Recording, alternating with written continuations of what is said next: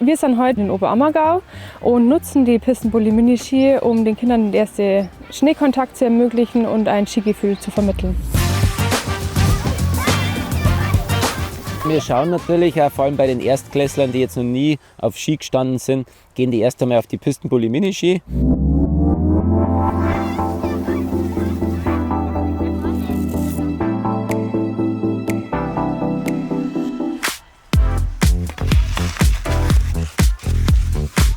Man merkt, es tut ihnen gut. Die Miniski sind ein bisschen breiter und haben Spaß dran und danach schickt man es dann auf die richtigen Ski.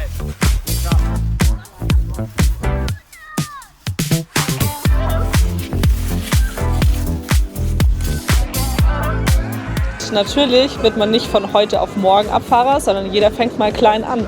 Und ich habe damals, glaube ich, mit knapp 3 Jahren, bin ich das erste Mal auf Skiern gestanden mit meinem Opa damals. Und dann geht es einfach Schritt für Schritt immer weiter nach oben und irgendwann fährt man mal so eine Abfahrt runter.